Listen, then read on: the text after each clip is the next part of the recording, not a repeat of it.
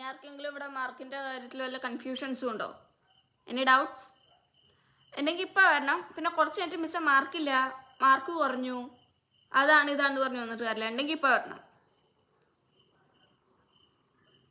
എന്താ പ്രിയ, ഡൗട്ട് ഉണ്ടോ തന്നെ?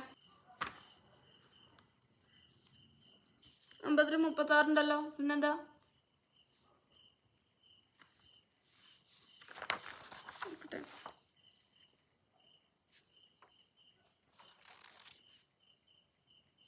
ഓ, ഓൾറെഡി ക്രോസ് ചെക്ക് ചെയ്തായിരുന്നു.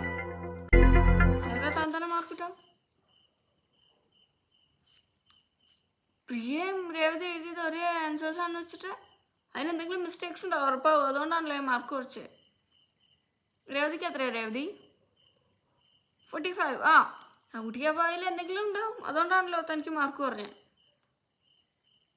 കുട്ടിയുടെ കൂടാണല്ലോ പറഞ്ഞാൽ കുട്ടി എത്ര നന്നായിട്ട് എഴുതിയെന്നുള്ളതുകൊണ്ടായിരിക്കും. ഒരേ ആൻസേഴ്സ് ആണെങ്കിൽ പിന്നെ എന്തിനാ മാർക്ക് കുറയ്ക്കണേ? നോക്കട്ടെ. 5ാമത്തെ ഉത്തരം അല്ലേ? നോക്കട്ടെ.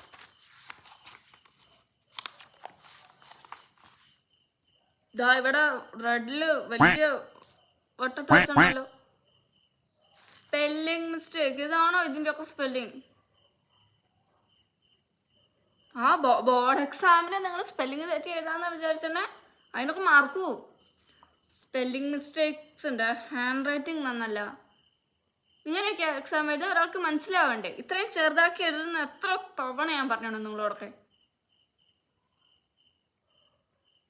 ഇത്രയും ചെറുതാക്കി എഴുതിയാണ് ടീച്ചേഴ്സ് വായിക്കേണ്ടത്. ആൻഡ് ഇമ്പോർട്ടൻ്റ്ലി താൻ എഴുതേണ്ട മെയിൻ ആയിട്ടുള്ള ഒരു സെന്റൻസ് എഴുതിയിട്ടില്ല.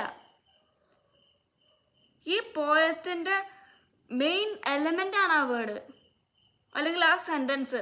അറ്റ്ലീസ്റ്റ് ആ വേർഡെങ്കിലും എഴുതിയായിരുന്നെങ്കിൽ ഞാൻ തനിക്ക് മാർക്ക് തന്നേനെ. ഇപ്പൊ മനസ്സിലായില്ലേ എവിടെയാ മാർക്ക് പോയെന്ന്? ഇതിന് 36 ഒക്കെ ഇട്ട് തന്നെ വലിയ കാര്യം.